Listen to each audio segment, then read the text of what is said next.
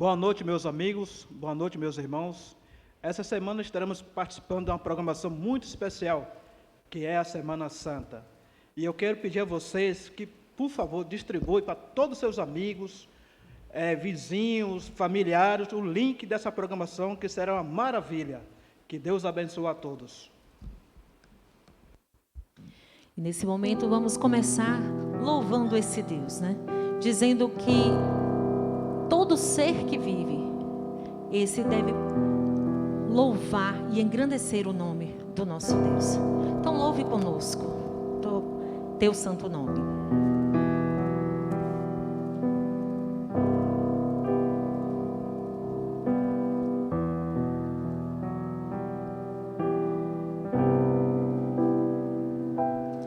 Todo ser que vive, louve o nome do Senhor. Toda criatura se derrame aos seus pés. Ao som da sua voz, o universo se desfaz. Não há outro nome comparado ao grande eu sou. E mesmo sendo pó, com tudo que há em mim, confessarei que céus e terra passarão, mas o teu nome é eterno.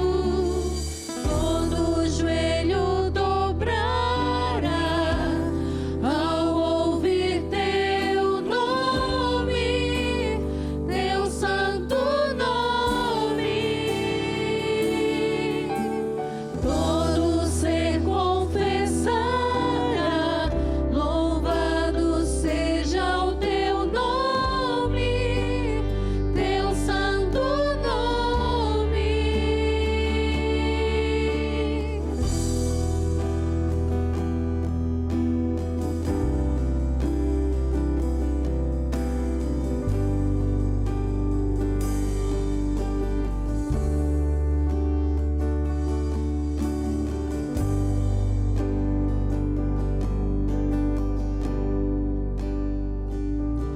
Todo ser que vive,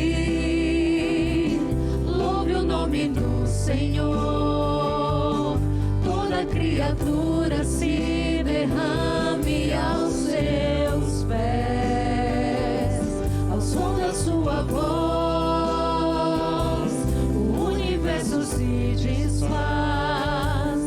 Não há outro nome comparado ao grande eu sou. E mesmo sendo pó, com tudo que há em mim, confessarei que céus e terra passarão,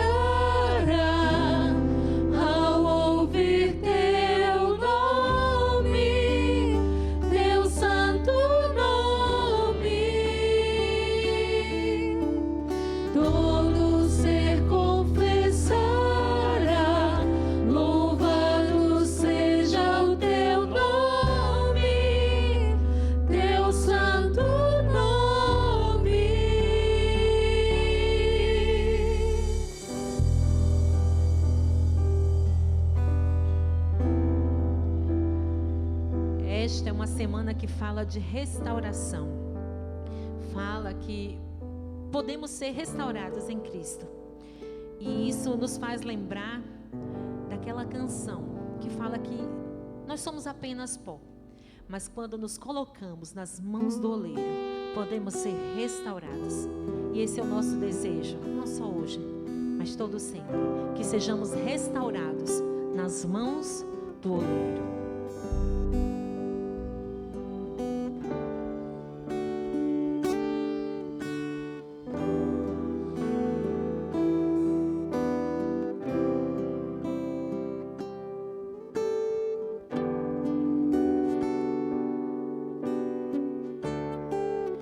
Em tuas mãos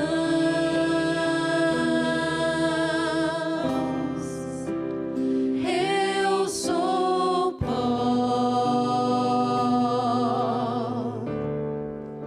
nenhum valor,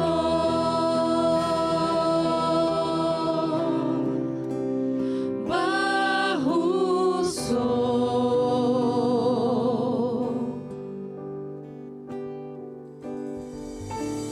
Quem sou eu pra questionar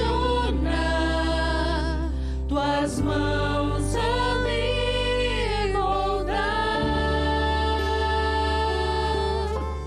Tu és Deus, artesão de mim.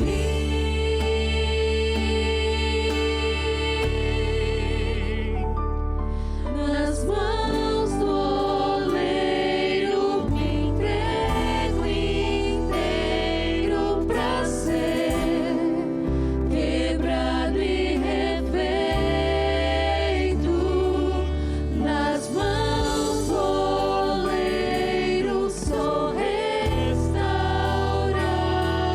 pra ser um novo vaso.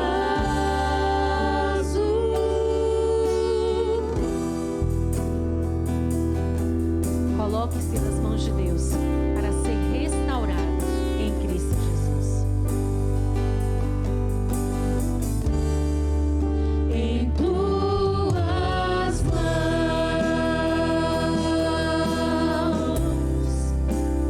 eu sou pó, nenhum valor,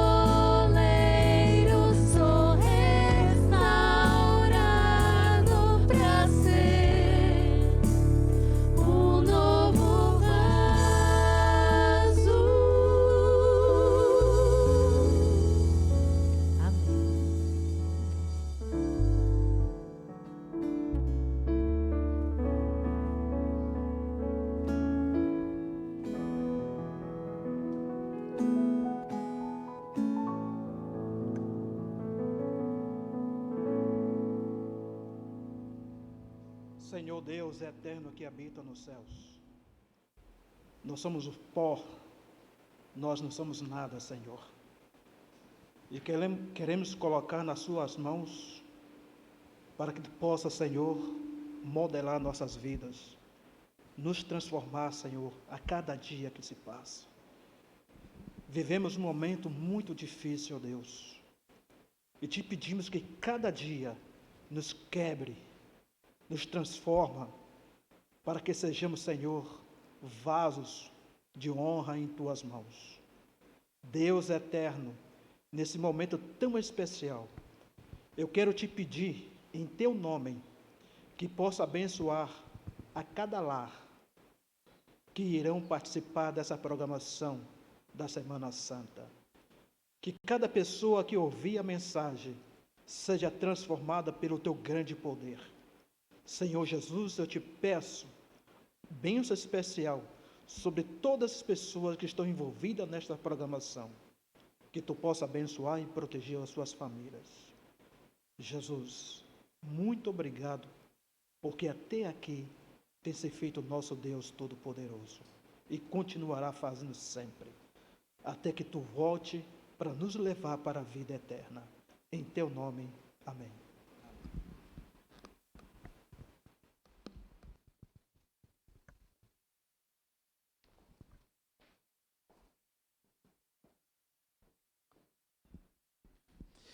Uma boa noite para você que está conectado conosco através desta transmissão do nosso canal do YouTube Adventistas de Vilas.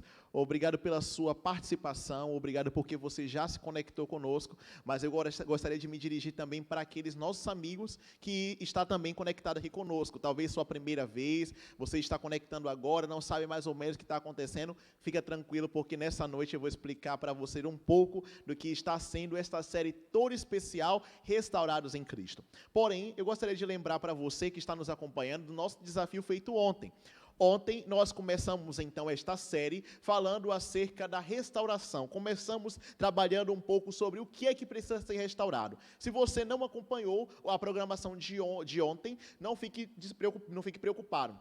No nosso canal nós temos então aqui já gravado a nossa programação de ontem. Por isso, você ao término dessa mensagem, você pode ir no nosso canal, acessar lá o vídeo de ontem e você vai poder acompanhar essa mensagem tranquilamente. Ontem eu desafiei você com 2 desafios. O primeiro foi se comprometer em participar conosco ao longo de toda a semana. Fazer o máximo para não perder uma mensagem. Para que você possa entender este plano perfeito de Deus. Para que você possa entender a nossa proposta para você nessa semana. Por isso, esse é o nosso primeiro desafio. Fazer o possível e o máximo para poder estar conosco durante toda a semana. O segundo desafio que eu também propus para você foi convidar outras pessoas para estar conosco. Como nós temos então nesse contexto pandêmico, nós estamos então transmitindo através do nosso canal do YouTube. E essa também é uma possibilidade muito grande de você mandar esse link para muitas pessoas. Podem estar, quem sabe, em outro estado ou até mesmo em outro país. Você pode enviar esse link, então não importa. Compartilhe esse link sem moderação. Então, gostaria de mais uma vez enfatizar você e convidá-los a compartilhar esse link com os seus amigos, com o máximo de pessoas que você puder mandar no WhatsApp, compartilhe para estar conosco nessa noite, através então dessa mensagem especial da Palavra de Deus. Falando em Palavra de Deus, eu gostaria de convidar você a tomar a sua Bíblia. Vamos juntos nesta noite fazer a leitura da Palavra de Deus e por isso, pegue a sua Bíblia nesse instante e acompanha conosco a leitura da Palavra de Deus. A Bíblia, então, vamos abrir no livro de Gálatas, tá? Gálatas capítulo 4, versículo 4. Você pode abrir a sua Bíblia no celular, pode abrir, então, a sua Bíblia física, não importa. Tome a sua Bíblia nesse instante e abra conosco no capítulo 4 de Gálatas, no versículo 4. Gálatas fica então no Novo Testamento. Entre as cartas e epístolas de Paulo, você vai encontrar então o livro de Gálatas. Se podemos chamar então de Evangelho aos Gálatas, porque toda a Bíblia trata sobre o Evangelho. O Evangelho, a gente vai ver nessa noite, é a boa mensagem de Deus para cada um de nós. Dessa forma, toda a Bíblia trata acerca do Evangelho, de um Deus que está em busca do homem. Sim, se você nos acompanhou ontem, você viu que Deus está em missão. E a missão de Deus é buscar o homem. Por isso, vamos abrir a nossa Bíblia em Gálatas capítulo 4, versículo 4. Se você encontrou, gostaria de convidar você então para fazermos a leitura da palavra de Deus. Diz o texto bíblico o seguinte: vindo, porém, a plenitude do tempo, Deus enviou seu filho, nascido de mulher e nascido sob a lei. O texto de Gálatas, então, o capítulo 4, e na verdade todo o livro de Gálatas, nós encontramos então um discurso, uma mensagem que Paulo envia a uma determinada igreja. E ali ele se dispõe a corrigir algumas coisas que estavam sendo pregadas ali por um grupo que estava tentando desfazer ali a mensagem que Paulo havia pregado a eles. E estava pregando, segundo Paulo, uma espécie de outro evangelho. E agora Paulo então se dedica nessa carta a reorientar o povo, a trazer o povo de volta à Bíblia e entender qual a mensagem de Deus para nós. Então Paulo vai discorrer aí nos capítulos que nós temos anteriores e também no capítulo 4, muitas questões. Só que me chama a atenção quando nós chegamos no capítulo 4, no verso 4, essa informação que Paulo nos traz, quando ele diz: vindo porém a plenitude do tempo. Essa expressão plenitude é uma palavra original grega. A Bíblia, o Novo Testamento, principalmente, foi escrito na língua grega. O Antigo Testamento foi escrito na língua hebraica, mas o Novo foi escrito no grego. E Paulo, então, utiliza a expressão plerô, que quer dizer completude, algo pleno, que chega a enxergar, a dar sentido. Então, Paulo então chega no tempo pleno, né, no tempo cheio, na plenitude dos tempos, que é a palavra pleroma, Deus enviou o seu Filho. Mas como assim Deus enviou o seu Filho na plenitude dos tempos? Você deve lembrar que ontem nós começamos trabalhando um pouco aqui acerca da restauração. Por que devemos ser restaurados? E vimos então que a restauração ela vem a partir de uma mancha que acontece na obra perfeita de Deus. Deus havia criado o mundo perfeito e agora entra então o pecado que traz então uma mancha, uma imperfeição na criação de Deus. E essa mancha que o pecado causou precisa então ser restaurada. Então nós vimos que Deus ele se coloca à disposição de ir buscar o homem. E desta maneira, lá no capítulo 3 de Gênesis, nós encontramos uma promessa que Deus faz aos nossos primeiros pais. A promessa que Deus faz é que não deixaria o homem perdido. O homem não precisaria se preocupar porque ele já tinha uma solução para o problema do pecado. Ele já tinha um meio para resolver aquilo que o pecado havia causado. Aquilo que iria restaurar a raça humana caída, e não somente a raça humana, mas também restauraria este planeta caído. Desta maneira, Deus então faz várias promessas que nós encontramos na Bíblia. E a primeira delas você vai encontrar no capítulo 3 de Gênesis, no capítulo que nós lemos ontem. No capítulo 3, versículo 15, você encontra ali então uma linda promessa que Deus faz então para Adão e Eva. Aqui no capítulo 3, versículo 15, em meio a algumas sentenças que Deus dá, Deus traz então no versículo 15 a seguinte informação: porém, inimizade entre ti e a mulher, entre a tua descendência e o seu descendente. Este te ferirá a cabeça e tu lhe ferirás o calcanhar. Aqui, segundo alguns estudiosos, consideramos aqui aquilo que nós chamamos do proto-evangelho. O primeiro evangelho que nós encontramos aqui, a primeira menção da ideia do evangelho, nós encontramos nesse verso. Porque aqui Deus está falando para a mulher especificamente uma mensagem que vai muito além do seu tempo. Ele diz: olha, eu vou colocar uma inimizade. Inimizade a gente pode considerar contrário à amizade, uma guerra, uma cisão, uma separação entre ti e a serpente. Essa inimizade que Deus promete colocar entre a mulher e a serpente vai para além da ideia de ter medo apenas da serpente, porque Deus está usando aqui figuras para representar algo muito maior. Você deve lembrar que ontem nós vimos que a serpente aqui não era simplesmente um animal, mas vimos aqui que a serpente foi um meio que o inimigo, o anjo rebelde, havia usado para poder enganar ao ser humano, para poder trazer então os seus enganos, os seus sofismas, o seu engodo, para poder levar o homem à queda. Logo, nós percebemos que por detrás dessa imagem da serpente, nós temos aqui a imagem do anjo rebelde, do inimigo de Deus. E Deus então coloca a ideia de colocar a inimizade entre a mulher e a serpente, entre o inimigo de Deus, os seres humanos e o mal. Colocar uma cisão entre esses dois. E aí ele avança. Não somente entre a mulher e a serpente, ele diz, no verso, na continuação do verso, ele fala, entre a tua descendência e o seu descendente. Esse jogo de palavras, que aparentemente parece complexo, ele é fácil quando a gente percebe as palavras que são empregadas aqui. Quando Deus fala entre a tua descendência, ele se refere então à descendência da serpente, ou seja, aqueles que fariam parte, que seguiriam então o mal. E ele olha então para falar para a serpente, a tua descendência, mas ele agora passa a olhar para a mulher e diz, e o seu descendente. Então ele faz do amplo, da descendência, para o específico, o descendente.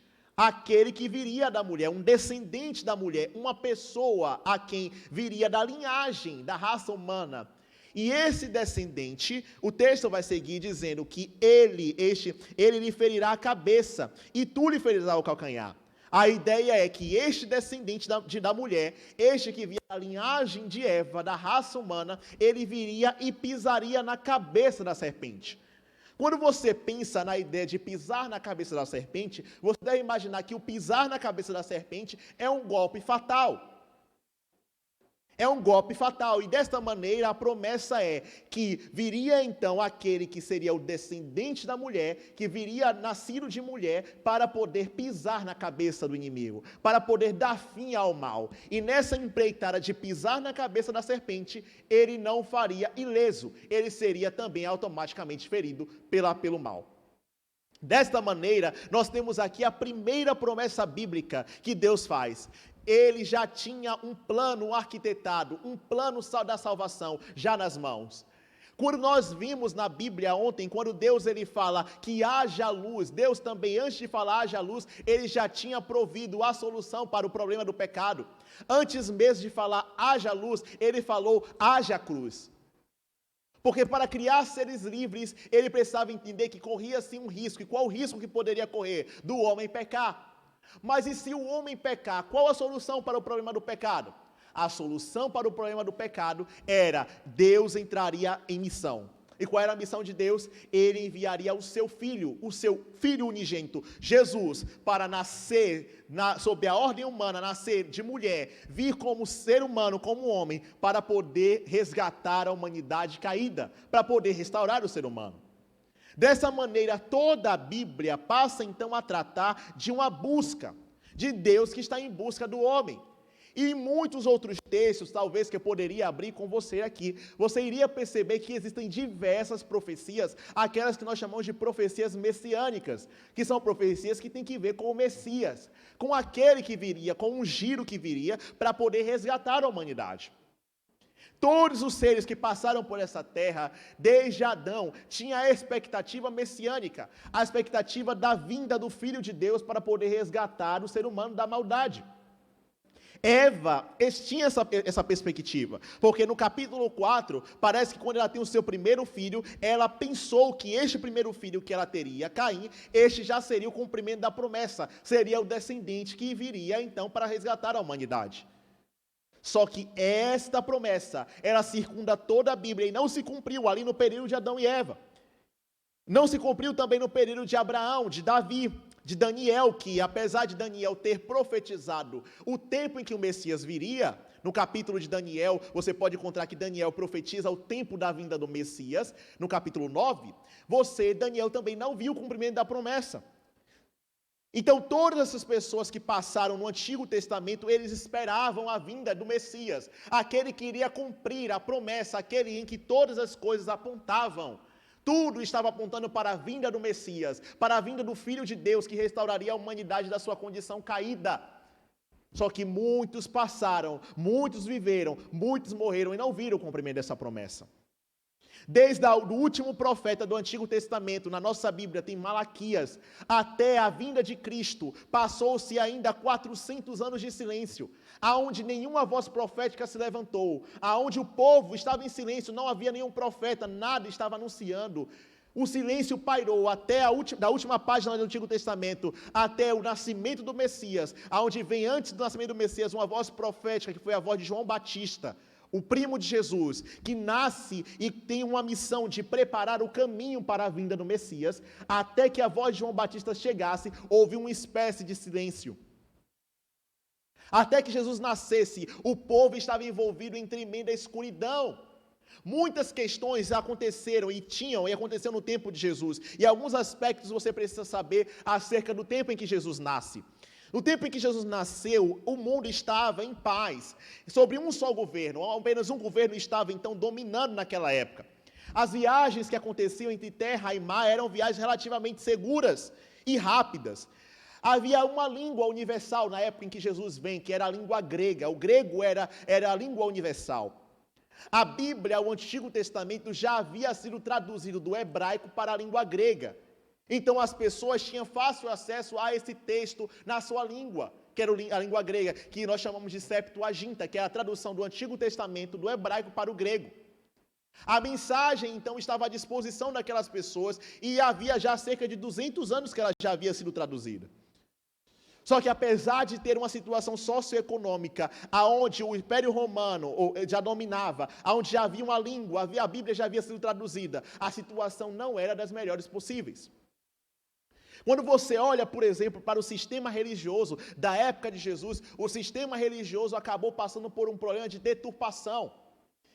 Você deve saber que na Bíblia, desde quando os nossos primeiros pais pecam, Deus provê um meio pedagógico para poder ensinar o que seria o sacrifício de Cristo. E qual é o meio pedagógico que Deus provê? Ele provê e ensinará ao seu povo através dos sacrifícios. O sacrifício é instituído. Logo, o povo entende que ao pecar, ao cometer uma falha, eles precisavam separar um cordeiro puro, sem mancha, sem mácula. E sobre esse cordeiro, então, eles deveriam colocar a mão sobre a cabeça do cordeiro, eles iriam confessar o seu pecado, e uma espécie de transação, onde passaria o pecado da pessoa para o cordeiro, e a partir de então ele imolaria aquele cordeiro, o sangue daquele cordeiro serviria então para a expiação dos seus pecados. Aquele cordeiro simbolizava um substituto, alguém precisava substituir o ser humano pecador. O ser humano que havia pecado, que merecia a morte, alguém morre no seu lugar, e quem morria no lugar do ser humano era o cordeiro. O cordeiro era um ensinamento claro e pedagógico da missão que o Messias teria. Logo, todo o sistema de sacrifício estabelecido na Bíblia, o santuário que foi então estabelecido aqui no meio do povo de Israel, no deserto, ensinava e apontava para o Messias, era a cruz no deserto. Só que o tempo havia passado, o tempo havia se estendido e agora os sacerdotes que eram responsáveis em dirigir essas cerimônias, em ajudar a cumprir tudo isso, havia perdido o sentido pelo qual estava fazendo aquelas coisas. A morte daqueles cordeiros e todas aquelas cerimônias que eles efetuavam no santuário perderam um brilho para eles. Logo eles começavam a fazer tudo aquilo como se fosse uma espécie de ator, ensinando aquilo. De forma que as pessoas perderam, ali naquela época, os sacerdotes perderam o real significado para aquilo que isso apontava, que a atitude deles apontavam. Perderam o significado da morte do cordeiro, que apontava para Cristo. As pessoas estavam passando por um momento religioso complexo, um momento em que as pessoas haviam perdido de vista para aquilo que as ordenanças apontavam. Um outro aspecto que nós podemos compreender ou perceber do tempo de Jesus era a situação moral. Na época de Jesus, as pessoas começavam então estavam vivendo ali um tempo de decadência moral. Uma comentarista da Bíblia, que você pode encontrar comentando ali, um dos melhores comentários da vida de Jesus, um livro muito bom que eu recomendo para que você possa ler, o livro Desejado de Todas as Nações. Lá você encontra uma informação preciosíssima. Diz então que no tempo de Jesus, Satanás havia investido as suas forças para poder estimular Deus de enviar Jesus, fazer com que Deus desistisse deste plano. De que maneira? Fazendo com que as pessoas se enveredassem no pecado. de forma que ele imprimiu seu selo sobre a raça humana, e cada vez mais o homem que havia sido criado à semelhança de Deus, começou a se parecer cada vez mais com o inimigo de Deus. Viviam moralmente decaídos, eles não tinham mais aquele pudor, e tudo isso havia se perdido. Então, um tempo em que Jesus vem, as pessoas estavam andando meio que perdidas, meio sem saber para onde vai, vivendo uma vida dissoluta. A época em que Jesus está chegando é a época onde as esperanças do povo de Israel havia sido baixadas, a esperança daquele povo havia se perdido. De forma que, quando Jesus Cristo nasce, quando ele vem, as pessoas que viveram no seu tempo não perceberam a sua vinda, não notaram o seu nascimento. O texto de Lucas, no capítulo 2, vai nos dizer que as hospedarias daquela época estavam cheias, de forma que não havia lugar para o nascimento do Messias.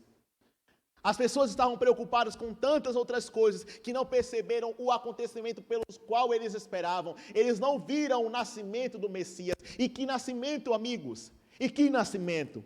Porque quando nós olhamos para a Bíblia, nós percebemos que as pessoas entram no planeta Terra pelo menos de 3 maneiras, a Bíblia narra. A primeira maneira com que as pessoas entram na Terra é através da criação, que foi pela maneira pela qual Adão e Eva foram criados, entrou no planeta Terra por meio da criação. A segunda maneira pela qual o ser humano entra na Terra é por meio da geração. Assim como a partir de Adão todos os outros seres foram gerados e nós fomos gerados, as pessoas vêm ao planeta Terra por meio da geração. Só que há uma terceira maneira em que a Bíblia retrata como uma pessoa pode vir ao planeta Terra, que é através da encarnação. E somente Jesus foi o único que entrou nesse planeta Terra de maneira da encarnação. A encarnação é tida na Bíblia como um mistério de todos os mistérios. Nós não conseguimos compreender em toda a sua plenitude. Isso não significa dizer que isso seja um segredo que ninguém possa desvendar ou que possa compreender. Mas essa é considerada na Bíblia um dos mistérios. A maneira com que Deus, Jesus no caso, sendo Deus, plenamente Deus, ele se faz humano. Ele se faz ser humano. Essa é uma perspectiva, é uma informação que é considerada na Bíblia como o mistério de todos os mistérios. A maneira com que Deus deixa, ou pelo menos coloca de lado a sua divindade, se esvazia para poder se habitar num corpo humano, para poder tomar um corpo humano, nascer como um bebê e vir a esta terra. É interessante uma frase que eu gosto bastante de um famoso pregador chamado Billy Graham. E Billy Graham disse que o maior acontecimento da terra não foi o homem ter pisado na lua, mas Deus ter pisado na terra. Deus ter se feito homem e vir a este planeta na espécie de ser humano, na forma de homem, para poder viver entre nós, nascer como um bebê, foi gerado pelo Espírito na barriga de Maria, e nascer e viver dessa maneira para poder trazer a nós a salvação, trazer a restauração. É interessante perceber que somente por meio da encarnação, Deus poderia salvar a raça humana. Não havia outro meio, nenhuma outra solução para que Deus trouxesse essa salvação para o homem, senão por meio da encarnação de Jesus. Senão Jesus assumindo a natureza humana, senão Jesus não se fazendo homem, não havia como Deus salvar a humanidade. Algumas pessoas, tentando ilustrar um pouco essa verdade, ilustra essa verdade através de uma história que talvez nos ajude a tentar entender um vislumbre do que a Bíblia nos ensina. Quando fala, por exemplo, a história de um garoto que tinha um peixe, um aquário no seu peixe, ou tinha um peixe no seu aquário, perdão. E esse peixe no seu aquário era muito estimado por ele gostava muito desse peixe, só que cada vez que ele se aproximava do peixe, que ele chegava próximo, o peixe fugia, parecia que tinha uma birra com aquele garoto, e se afastava. Toda vez que ele chegava próximo do peixe, o peixe fugia ali do aquário, ia para um lado oposto onde ele estava. E ele então, ali com o coração meio que pesaroso, por causa dessa atitude ali do peixe, ele chega para o pai e diz assim: pai, por que é que toda vez que eu chego no aquário, toda vez que eu vou com todo o meu amor e carinho para o meu peixinho, ele foge de mim? E aí o pai olha para o filho e responde: meu filho, é porque você é humano, você é diferente dele. Você é diferente dele, ele nunca vai te entender. para que esse peixe possa entender você, ou pelo menos entenda o seu amor por ele, você vai precisar, ou pelo menos você precisa ser um peixe. E na história fictícia, obviamente, que nós temos simplesmente para ilustrar esse aspecto, diz então que esse menino, para poder alcançar aquele peixe, para poder demonstrar e revelar o seu amor, ele se faz ou aceita se tornar como um peixe, sabendo que esse ato de se tornar um peixe seria para sempre. A encarnação de Jesus custaria para ele deixar o céu, o trono dele, a sua riqueza, a sua glória e majestade, e assumir a carne humana, a natureza humana.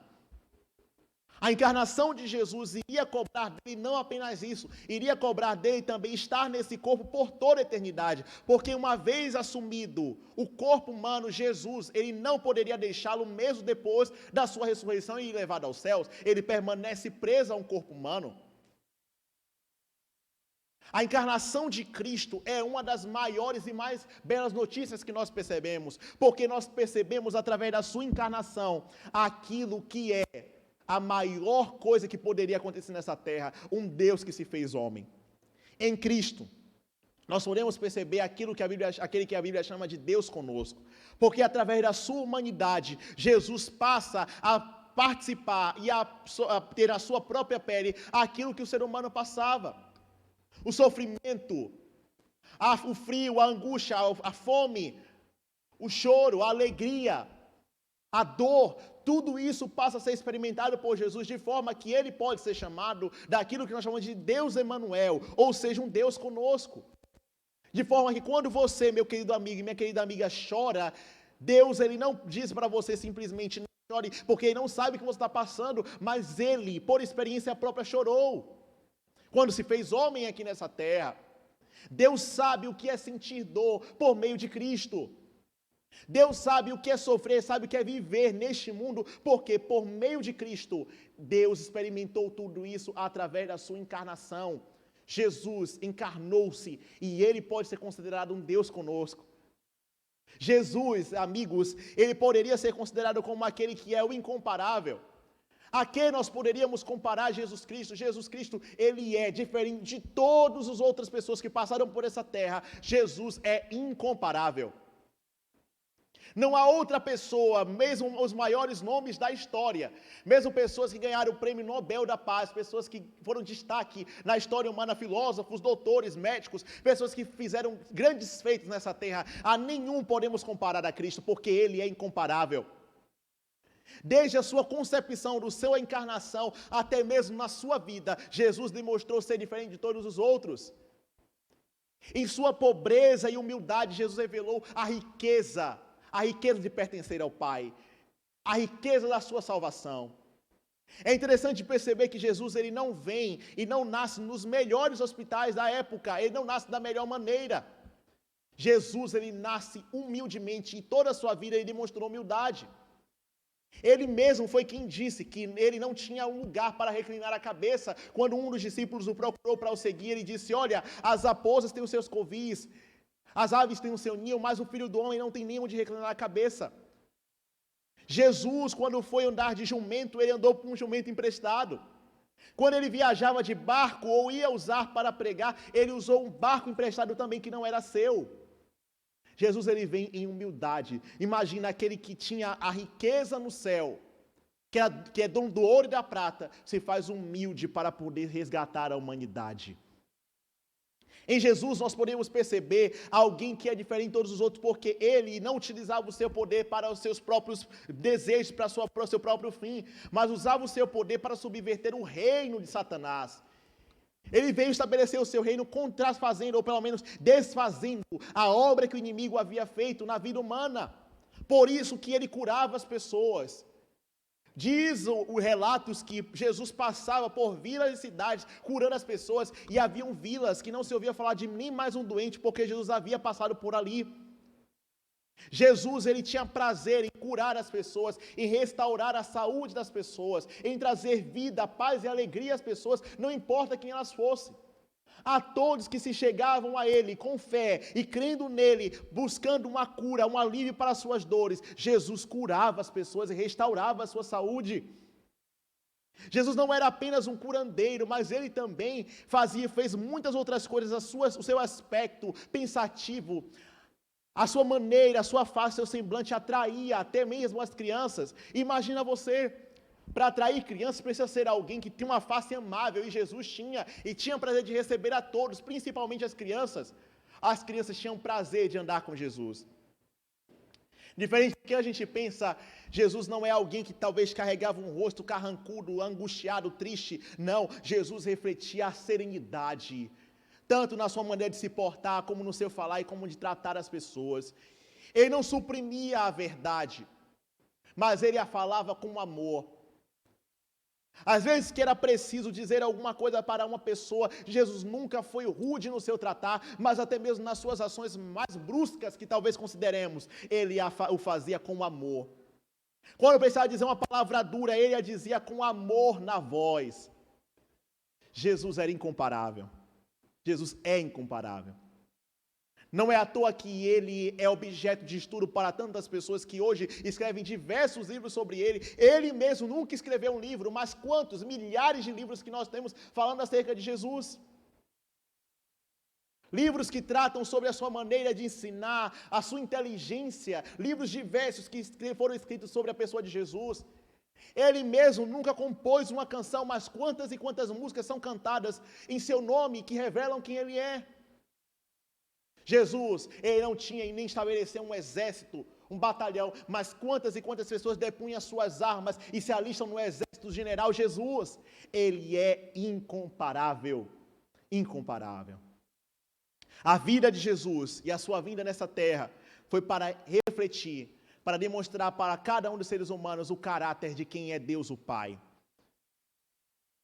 O ser humano que havia sido alienado pelo pecado, por conta do pecado, agora em Cristo pode perceber a realidade de quem Deus é. Você quer conhecer a Deus o Pai? Olha para Cristo. Olha para o que Cristo fez, a sua maneira de agir, a maneira de tratar o ser humano. Esse é a revelação plena de quem é Deus. Ele veio para mostrar para mim e para você quem Deus é.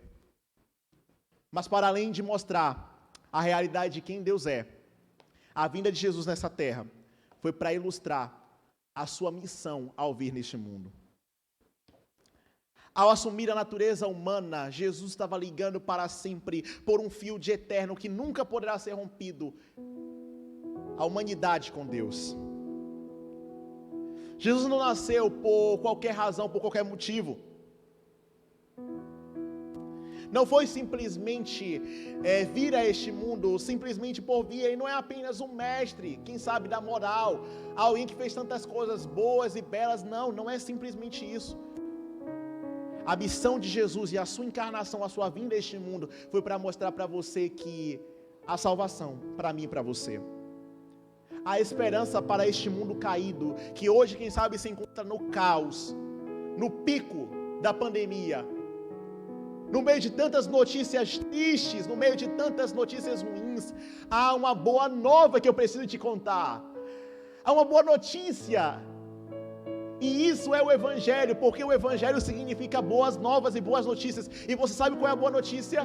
Jesus nasceu, Deus enviou o seu Filho na plenitude dos tempos, no momento certo, na hora certa, sem adiantamento e nem tardança, na hora certa em que o mundo estava perdendo as esperanças, quando tudo estava para desabar. Deus enviou o seu Filho, nascido de mulher, como homem, para poder refletir o seu caráter e para poder redimir a humanidade caída. Há uma boa notícia para você.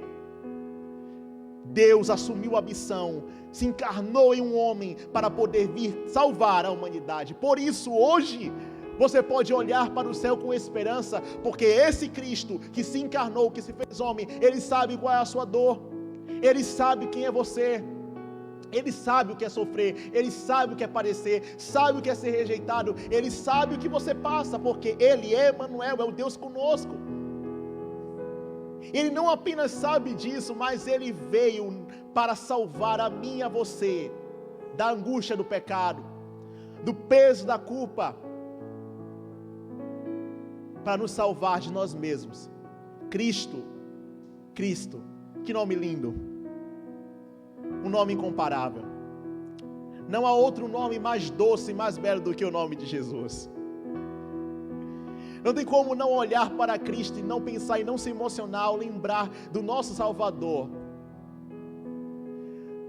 Muitos filósofos, muitos doutores, tantas pessoas que passaram por essa terra, que viveram, tiveram seus nomes nos célebres, nos halls da fama, mas hoje estão mortos. Mas Jesus, o seu nome não morrerá, não morreu e nem morrerá, permanece eternamente. E é por este nome, pelo nome de Cristo, que eu e você podemos ter esperança. Jesus é a solução e a salvação para a minha vida e para a sua vida. Então, meu amigo, no meio de tantas notícias ruins que nós estamos ouvindo, Jesus é a bela e mais boa notícia que você poderia ouvir nessa noite. Jesus é a mais bela e a melhor notícia. Jesus, Ele veio, Ele se encarnou, Ele se fez homem, e hoje Ele pode se compadecer de mim e de você. Ele pode interceder por mim e por você. E Ele está do seu lado aí. Por isso, por que não se render a esse Jesus? Não se curvar diante da sua majestade, da sua grandeza, e dizer e aceitar esse Salvador na sua vida? Nesta hora, eu queria desafiar você, queria apelar ao seu coração, a olhar para este Cristo e tomar a sua decisão de se colocar no seu exército, se alistar, se colocar ao seu lado e dizer: Jesus, eu quero te conhecer mais. Eu quero me relacionar contigo, eu quero experimentar a doçura do que é ter o Senhor em minha vida. Por isso, eu quero fazer um apelo para você. E o meu apelo é: se é você que quer dizer sim a Cristo, se é você que quer conhecer mais sobre esse Jesus, se é você que quer experimentar esse Jesus na sua vida, esse Cristo que pode transformar toda e qualquer história, nessa hora, enquanto você ouve essa canção que vai ser cantada pelo nosso grupo, ao você ouvir essa canção, toma a sua decisão e diga: eu aceito.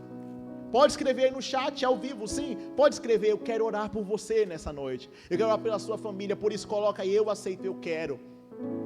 Quem sabe você pode encontrar aí no link, no bate-papo aí, um link para o formulário, ou o número, entre em contato, nossa equipe está à disposição para poder atender você, para poder te ajudar a conhecer mais sobre esse Cristo que pode transformar a sua vida. Por isso, se é você que quer aceitar esse desafio e esse apelo, enquanto você estiver ouvindo esta música que fala da beleza do nome de Cristo, ao ouvir essa canção, toma a sua decisão, coloque-se ao lado deste Cristo, que veio para poder salvar. Aceite essas boas novas, essa boa mensagem do Evangelho, que é a salvação em Cristo Jesus.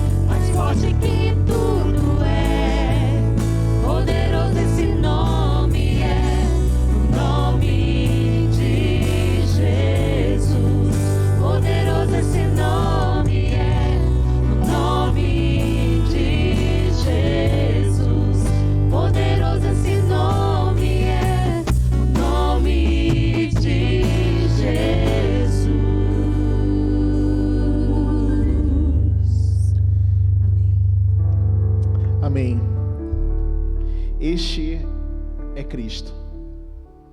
É o Cristo que a Bíblia fala. Ele é o Messias esperado. É o Deus encarnado, é o servo do Senhor, é o bom pastor, a luz do mundo, o pão da vida. Ele é a porta das ovelhas, o lírio dos vales, a estrela da manhã, a ressurreição e a vida. Ele é o caminho, a verdade. Ele é o Cordeiro de Deus que tira o pecado do mundo, o único fundamento, a pedra de esquina, a água da vida. Ele é o Rei dos Reis, o Senhor dos Senhores, o Amém de Deus, o Alfa e o Ômega. Esse é Cristo, aquele que deixou os céus para buscar a mim e a você. Lembra? Deus em busca do homem, em busca do homem. Deus veio buscar o homem através de Cristo. E por isso, nessa noite, tome a sua decisão por Cristo. Deixa que Cristo te alcance. Deixa Ele ser tudo isso que eu falei aqui, muito mais na sua vida, ser o seu Salvador. Deixa eu orar com você nesse momento. Pai querido, nós te agradecemos por maravilhosa notícia, por tão grande evangelho. O evangelho que nos traz a maior e melhor de todas as notícias, que o Filho de Deus se fez carne e habitou entre nós, se fez homem para poder redimir a raça humana caída, mostrando que há esperança, Senhor. A maior de toda a esperança é Cristo Jesus, e nessa noite, nós queremos nos agarrar a essa esperança. Nós queremos nos assegurar em Cristo, sentir o seu poder em nossa vida, nos transformando, redimindo, nos salvando da nossa culpa, trazendo esperança para o nosso coração, alento para a nossa alma, consolo para o nosso sofrimento, mostrando que em Ti o Senhor nos satisfaz completamente. O Senhor é a razão, é a solução para todo e qualquer dilema da vida. Por isso, bom Deus, nos aceita esta pessoa que ora comigo nesta hora, aceita a sua decisão. Nós a entregamos e nos entregamos em Tuas mãos, e o fazemos em nome de Cristo Jesus, o nosso Senhor. Amém. Amém. Deus abençoe você, foi muito bom ter você conosco aqui nessa noite. Aguardamos você para o nosso próximo dia de semana especial, Restaurados em Cristo.